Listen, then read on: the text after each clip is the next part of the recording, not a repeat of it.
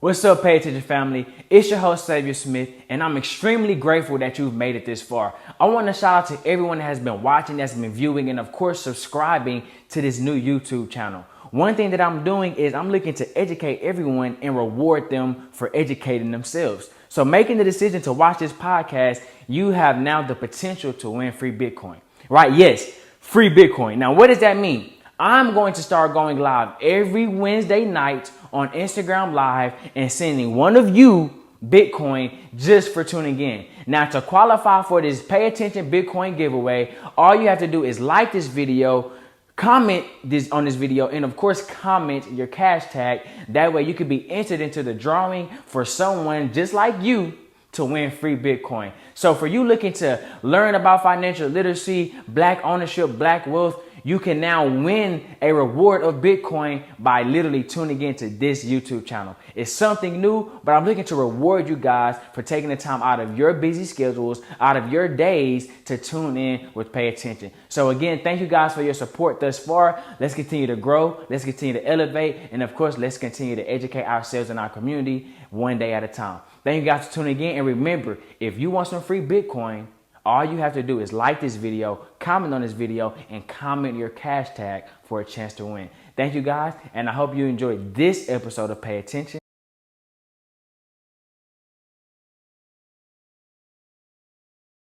What's up, everyone? Thank you guys for tuning in to this episode of Pay Attention. I'm joined by a Houston local artist, right, who has thousands of streams on multiple platforms, who's been producing, creating, and even singing on multiple stages since he was about 12 years old, or before. Yeah, definitely. So it's literally someone that's not new to the industry of music, but someone that I recently came in contact with after his launch of his second studio, Indemix Studios, a multi-purpose studio where they do directing, they do producing, music producing, and of course you can come and get the fresh fade. Shout out Pronto, no joke. But literally, man, we are in it. But first, I have with me Zai Lamb. Before I dive into it, man, I definitely want you to just tell me a little bit about yourself, who you are, man. I'm Zai Lamb. I'm an artist. I sing. I love music. I'm a business owner, owner of Indemix Studios, which we are in right now. I'm just, overall, music is my life. It's what I do. It's what I live for. It's my passion. I've been doing music since I was a kid. I would say, honestly, since about 5. Yeah. My grandmother just, had me singing around the house. So I was brought up in it, and I plan to live the rest of my life through it. That way. Okay, cool, man. So I'm excited about this episode because we actually have an artist on, and most times artists don't have a business on the side. Most times they just do their music industry. Their producing, their creativity. So just to have someone in that field of, I'm an artist, I'm a producer, of course, but I'm also a business owner, a black business owner at that. Yeah. Black community, black businesses. This is a whole operation, 100% black owned. Every business in there is black. It's a black business. We forgot Marcy. Yeah. You can come get your locks. Get your locks done. Get Yes. your hair done. Get them retwisted, everything. So it's literally one of a kind. So you definitely want to visit Indemix Studio. What's the address? 7320 Ashcroft Drive, Suite 203. Houston, Texas, man. So make sure you guys tune in. Of course, this is not the last you'll see of Indemix Studios on Pay Attention, but of course, we're gonna dive right into it, man. So I'm excited, man, because what it took for us to get here, man, it's been a little adversity, man. It's been a little adversity. So just with time, with scheduling, with technical difficulties and conflict, it's a whole lot, but that's show business, man. And so I'm grateful that he was patient to have Pay Attention come out, man. Just let us really run the play again, Yeah, so for sure. Super excited, man. So we gonna dive right into it, man. So as we found out more about Zai Lamb, right, and more so, my first question is, man, you kind of answered it, but now you get a chance to expound, man. How long have you been producing music, man? Where did the passion come from? The passion, it came from, like I said, as a child. My grandmother, she raised me in church, so church has always been my foundation. From then on, I stuck with it. It was something that I loved. From a boy, she would have me singing, like at funerals and stuff like that. They'll put me in a chair because I was too short for everybody to see me. And cool. I stuck with it and I enjoy it. I learned a lot. I'm still learning. So yeah, it's a process. It's a journey. Yeah, that's lit, man. So church was really a big part of impacting you as a person and your gift as well. Okay, so because I work with you on a few religion projects, you could say, at a big church, pretty much. Yeah. GHKM, when you worked alongside Pastor Ray Beatty, the Leviticus the band, a live production. It was live singing, live band, and I was the man handing you the mic. Definitely. Literally, so I was working for you in a sense, man. But it's crazy to see how time flies, and it's like, man, we came a long way. Literally, man. So it's crazy, man, how time works, man. So when we talk about just you diving into it, man, where do you draw inspiration from when you are creating, man? When you're in that field, when you're in the booth? It comes from a lot. It comes from, my life, what I've been through, what I've seen, what I've experienced. Not having my parents in my life. Like my mom, she's been incarcerated most of my whole life. My dad, he's been incarcerated my whole life. So, being raised with my grandmother, all of that stuff that plays a big part in, my music and what I do and how much I love it. Then, of course, you have, like artists and stuff that play a big part in it. But I mean, I'll wait till we get to that. Yeah, we'll dive into it for sure. Okay, so most people may see, you as a producer and just any other artist, man, they just see the music. They see the music videos. They see the final product. They don't really see the process, the difficulties, the conversations, the disagreements you may have working with different producers and things. So what are some challenges you faced just as an artist, man? I've been through a lot. I remember for my first single, my first gospel single. It was a promotional single. It was "You Deserve It," originally by J.J. Harrison, but I wanted to cover it. So the people that I went to, they basically took my money, ran off with my money, and they was like, we just gonna send you this dry track, and you do what you want with it. So that was my first time, and after that, I wanted to give up, but I'm real big on if God really got something for you, I don't care what happens, what you go through, what pain you may experience. It's if it's God ordained, it'll happen. Okay. So, I've been through a lot. I've had people walk out on me. I've had people walk out on me the day before my live recording.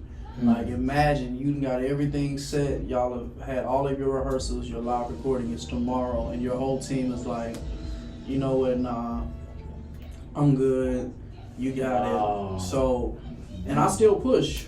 Wanted to give up, but I still pushed. So, I mean, my biggest piece of advice in that manner would be push, like, never stop. If God is for you, no one can really stop you. Like, I'm a man of crazy faith. Like, and it's been built over the years. I didn't start off with this type of faith. Like, I had to build up to it. I had to go through some stuff. I had to lose some stuff and gain it back. And in gaining it back, that strengthened my faith, because I knew that, what I was going through or what I had lost, it can be replaced. God will always make a way. So, man, let's stay right there because I'm kind of intrigued by how you how you faced something where people kind of gave up on your vision, but you didn't give up on your vision. Even though it's crazy, when you first started Vision, those were people you thought was gonna help that vision be the vision you saw. So, like, that's something big. So when it comes to relationships in the music industry, what do you look for in people? How do you really tell a genuine relationship with artists, producers, anything like that? Man, one thing I'm learning to do more is pray. People be quick to say they pray about it, but if you're anybody like me, I've never always just been a praying type. Like, I just never was a praying type. I wasn't really just into like, but it wasn't until I learned that prayer is just communication. You ain't got to get down on your knees to pray. You can be sitting just like I am and just start talking to God. So one thing for sure is pray about it. Talk to God about it. Seek wise counsel. So go to some people that you know have either been through it, they have knowledge in what you're needing, and you know, somebody that has your best interest, but they're not going to be a yes man. They're not going to, you know, tell you what you want to hear. So prayer, wise counsel, talking to somebody you know, and like one of the biggest things is just believing in yourself that much. You gotta believe, because there are gonna be times when ain't nobody else gonna believe in you or the vision that God gave you. But what you have to remember was when you got that call, it was you and God. It wasn't a three-way call. So you gotta make sure that you just stay focused. Stay focused and stay present, even through the adversities, the obstacles, all that. Just keep pressing. Because it always works out. It always works out. I am trying not to get too churchy, but the good and the bad, it comes together to work out. All of those things. That's real. Okay, listen. So when you describe your sound, right? What 3 words would you use to describe your sound? I'm a daredevil. I don't know. Just out the box. 3 words. Out the box.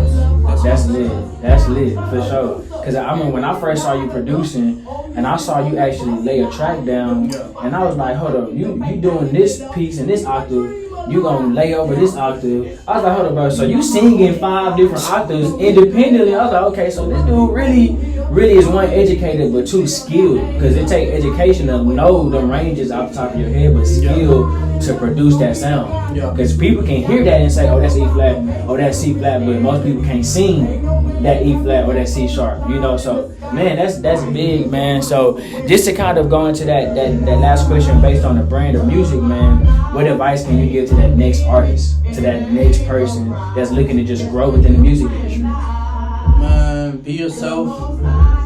Don't let anybody tell you what you should be or what don't let anybody depict their vision of what you should be.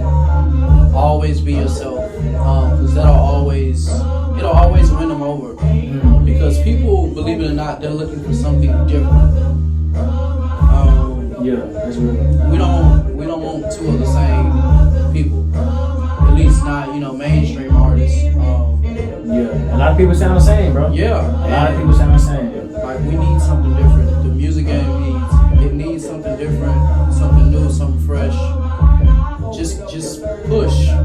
Don't let nobody change you. And stay grounded. Whatever your belief is. Just stay grounded. So staying grounded is your way of saying stay dedicated. Remember where you came from, but stay dedicated to your vision. Don't let no one interpretation of your vision affect how you view your vision or how you want your vision. Because a lot of times we can get influenced by other friends, by family members, and because they're friends and family members, we know they want the best for us, but they're only giving us their best advice to the extent of what they've experienced or what they know. And sometimes that can help us, but crazy, most times it can hurt. And that comes into, I'm learning this until this day. You ain't gotta always let your left hand know what your right hand doing. Don't always tell people. Like, I used to be so quick to excuse me, my sinus. I used to be so quick to as soon as I'll get like an unexpected blessing, like, oh, you're gonna be singing here. Like, when I had Leandra Johnson come down for my Therapeutic Sunday sing. Quick. I was so happy. We get so excited over good news, and we're quick to tell people, and not knowing that some of these people, they're preying on our downfall. Family, friends, peers. Family, friends. It'll be the people that you least expect, that you like, I know they got my back. They prey on your downfall, so you gotta be careful.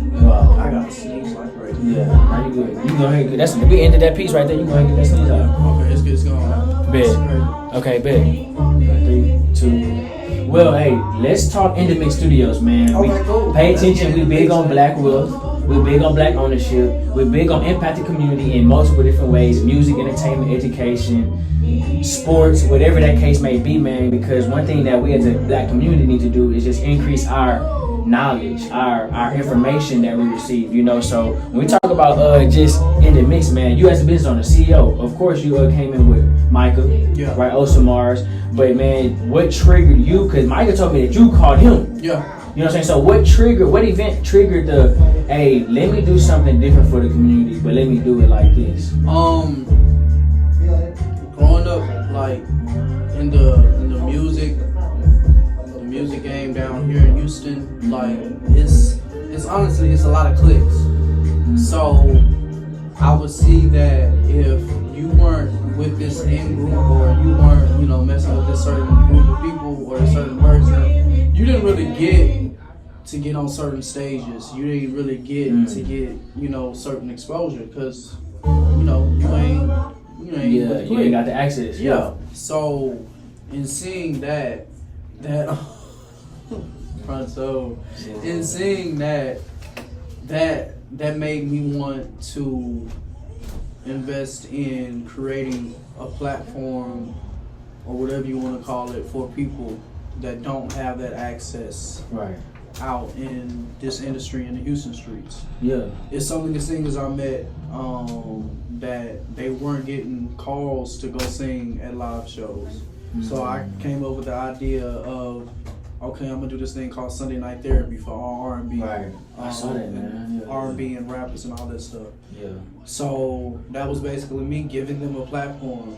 Even with my Therapeutic Sundays, I give artists platforms so they can get that exposure that they not getting, because, you know, they don't mess with a certain group of people, or a certain group of people don't even mess with them, don't even know them more. So you know, it's all about.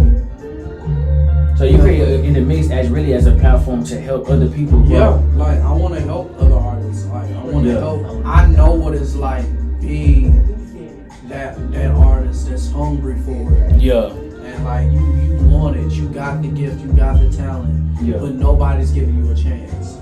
So because I was that person, I said, okay, nobody wants to give me a chance. I'm gonna make my chance myself. I'm gonna give myself a chance. I'm gonna create what I want to see. That's real. So I believe if we do that as a black community, if we start creating what we want to see, things will be a lot better. Like, you want things to be better in your community, okay, well, go build you a pharmacy shop. Go build you a CVS, build you a dope little food place. You know, you have to invest in yourself. Before anybody will invest in you, you gotta invest in yourself. People have to see that you want it just as bad. Okay, lit. So when we talk about that, man, you just said it perfectly, invest into yourself. So that's a form of, like you said, impact community. One thing that we don't know oftentimes in the black community is ownership is really one of the only ways to really impact. You know, we don't own nothing. You get in percentages of percentages. You know what I'm saying? So what does black ownership mean to you, man? Black ownership to me is just, it's simple. It's mine. And can't nobody take it from me.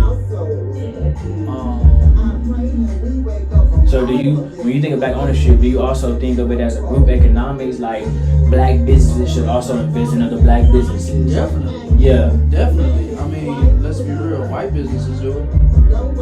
Let's talk about it. They invest in each other. Right, let's talk about it. Make sure that their fellow sister business isn't going to go in the dirt. They're going to come up with something. They're going to come up with some type of charity, some type of organization, some type of trust fund, something. But they help each other. So if us as a black community, we do the same thing, we could achieve the same stuff as them. But it's all about us working together. If we don't work together on it, then no, it's not going to happen. One person can't just get the whole job done. It's going to take, communication, teamwork, unity. But I believe that it can be acquired if we work together. If we put our money up, and stop, buying all this just drive buying stuff that really loses its value as soon as we buy it. Liabilities.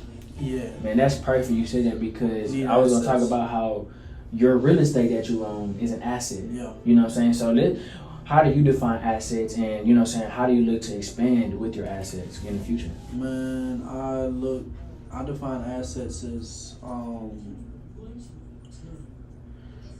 of course you have the tangible, the building, the stuff like that, but it also is deeper than that. I'm thinking legacy. I'm thinking what I can pass down to my kids, what my kids can pass to my grandkids, and so on and so on. So it's more than just having some money in the bank. It's having that paperwork right. That paperwork right, then it'll be your supply to much more paper in your bank. Yeah, that's real. That's real. So yeah, that's my whole thing on the assets thing. Okay, so I know you're big on assets, you know what I'm saying, because you own one, and I also know that you're big on being involved in your community. Yeah. You know, and just for the people that's tuning in, because we had conversations about this prior to this podcast episode, but how does In the Mix plan on impacting the community within Houston? So right now, just for my grand opening, we did these raffles to where we give whoever enters, artists, creators, whatever, we give them a chance to win free studio time for the rest of the year. And I think it's like, how many months left? 5? 4, Yeah, 5, 6? about 6 months. Yeah, 7 months. So that's one thing we're doing, and then there's some more stuff that I have planned coming up. Even before I came back with In the Mix Studios, I do this Christmas thing where I give away, I'll either give away toys, I'll go get the toys and just give them away to kids. Okay, that's cool. In like low income apartments and stuff like that. Yeah, that's cool, yeah. Or I'll do, like this past year I did turkeys and stuff for Thanksgiving and stuff like that. Yeah. So I got like about 400 turkeys, and we just, Man, that's big, bro. That's 400 turkeys, but that's big. Yeah. So can we expect some of those like giveaways to be in the mix? Definitely. Now that we have a set spot, a set building right now, it's definitely, we're gonna have a lot of stuff. For Cinco de Mayo tomorrow, actually, I'm doing unlimited tacos. Come through, free tacos. Get you some free tacos. We're gonna have artists performing, all of that. Okay, that's wild. So man, I like how you in the community, man, and you staying themed on what's going on with the calendar and with the people. That's lit. Definitely. No, that's how you. Yeah, that's lit, bro. That's a lot of momentum. So when we talk about just you being a CEO mindset, man, what are some challenges you face in the business industry when it comes to like things like overhead expenses, bills, just in general, man, just things in the business world? Man, I'll tell anybody, don't go in without a plan or some type of experience. Have you went in without a plan before? So yeah, my first time, my first studio last year, I went in just because I knew what I wanted, but I didn't plan it. I didn't sit down and think about it. I just jumped up and I said, okay, I got about 20K to spare. Let me go get me a studio. I want a studio. I'm gonna build a studio. And I started, didn't last a month. Wow. From my business, I had the wrong business partner. He wound up stealing 10K from me. Wow. And I didn't have, That's crazy. Wow. Yeah. It be your own people sometimes. And then I didn't have the right team of people. It's important that you have the right team of people with you. If you ain't got the right team of people, it ain't gonna work out. Yeah. Because those are the people that's connected to you. Those are the people that they're carrying out what your vision is. So I poor planning, poor team, just poor everything. Okay. Well, how did that prepare you? That experience itself, it prepared me tremendously. So when I came back this time, I had already knew. I was like, I'm not doing that. I'm not doing this. I've already paid to have a booth built in the studio, Yeah. so I know how much I am spending and how much I'm not gonna spend this time. I knew I had already planned out what I wanted to have in each room. I knew I wanted to have a studio room. I knew I wanted to have a barbershop. I knew I wanted to have somebody else doing the hair tattoos. I knew I wanted to have a content creating room. So the first person I hit up was my little cousin Micah, Mars. I hit him up. Yeah. And I was like, hey bro, listen, I got this studio, I got this vision, but I can't do it by myself. I'm gonna need you. I want you on this with me. And he was like, all right, let me see it. He came through and saw it. He was like, yeah, let's go. Right. And we just like, you have to have people that are business minded and that you can trust. Yeah. Like if you can't trust them, 10 times out of 10 it ain't gonna work out. Yeah. It ain't.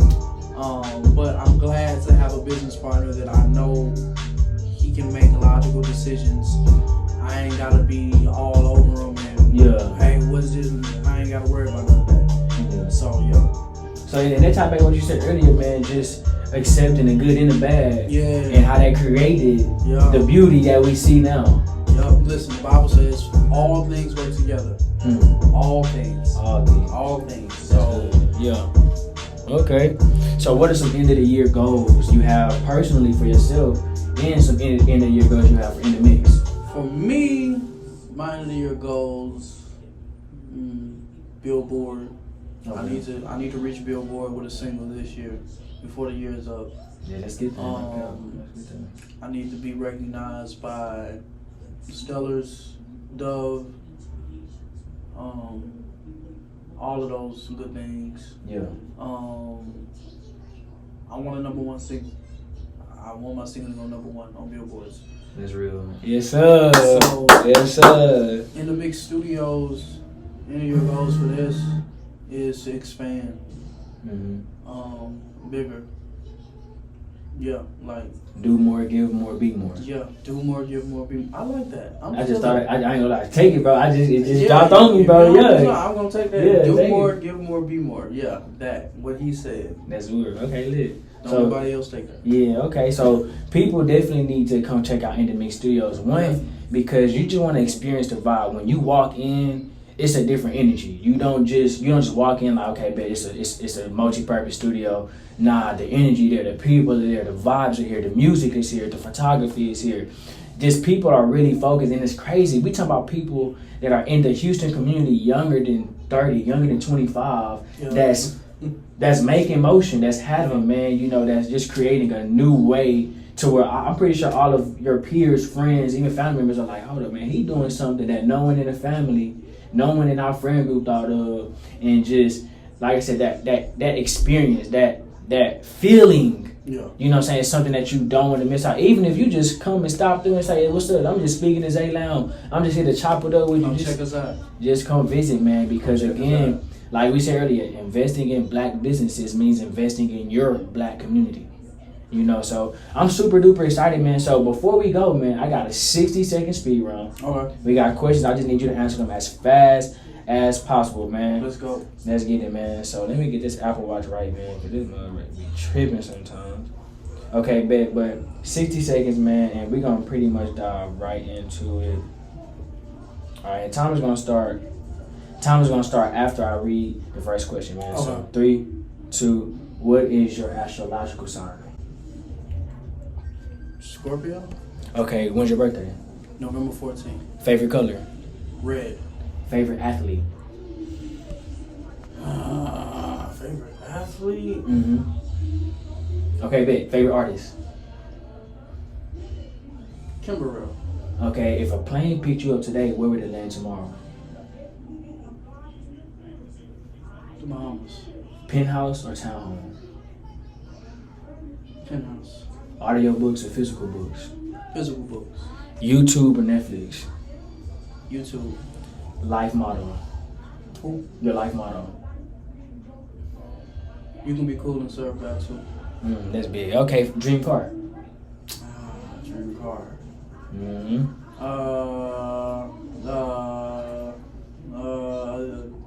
Scafe. Yeah. Okay. Look, if you could have any superpower, what would it be? Thor. Boom. Okay. Lightning, fly, all that. Lit. That's Tom. Okay, big. Man, okay, I appreciate that, man. I feel like you have fun. I had fun just listening to the answers, bro. I just like goofy questions, serious questions, cool. all in the mix, man. But again, I just hope you guys remember, man, where can they follow you at on all social media platforms? Listen, you can follow me at Zai Lamb Music. ZAILAMB MUSIC. ZAILAMB MUSIC. Zai Lamb Music. Yes. Instagram, Twitter, TikTok, Facebook. TikTok. Okay, and where can they tune in to listen to your most recent project? On all streaming platforms, so Apple Music, Tidal, Spotify, Amazon Music, YouTube. Okay. If they was to check out one song, what's the one song they should click first? You should click Turning Around featuring Zacardi Cortez. You got a Zacardi feature? Yeah. Ooh, that's lit. If you know Zacardi, you know he got a vocal. He a vocal beast, no cap. But yeah, man, okay, lit. But hey, this is another beast too, man. Like no cap, because you don't know too many artists that are actually artists that produce. That's also creating a platform for other artists to thrive, and that just shows how unselfish he is, how genuine he is, how he really cares about other people. Because most time people make decisions to take care of themselves, man. Yeah. Most people say, "Let me use this for me."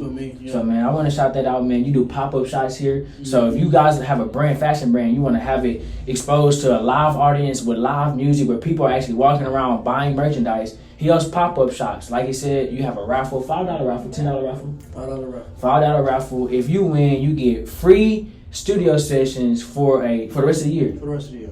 Man. 1 time a month for the rest of the year. Where Can't beat that. And you ain't gonna find it nowhere else. You can't, bro. And we got the best producer here, best producer engineer. Okay. Marion Crazy. Y'all make sure y'all follow him. Yes, sir. He'll get you right. That way. For sure. That way. So officially in the mix, man. So shout out to everyone that tuned in this episode. I hope you guys got a chance to learn from Zai Lamb, who he is, how he moves, his upbringing, of course, the brand himself as an artist, but within the Mix Studios. So of course, we want to encourage you guys to educate yourselves on ownership, start your own business, get educated. If you fail, take it from both of us. Fail as much as you can, because you're gonna learn, and it's gonna help you grow. So thank you guys for tuning in this episode. Thank you again for joining us, man. I had a great time. Thank you. And, yeah, no problem, man. So y'all tune in for the next episode to pay attention. But on this one, we out.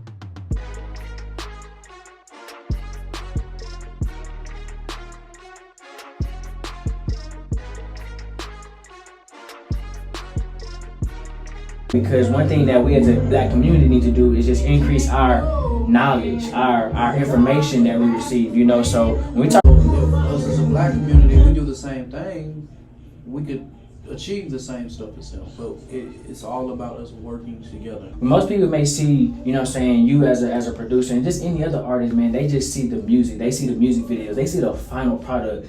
They don't really see the process. Yeah. The difficulties, the conversations, the disagreements you may have working with different producers and things. So what are some challenges you faced just as an artist, man? You gotta make sure that you just stay focused. Yeah. Stay focused and stay present, even through the adversities, the obstacles, all that. Just keep pressing. Yeah. Cause it always works out.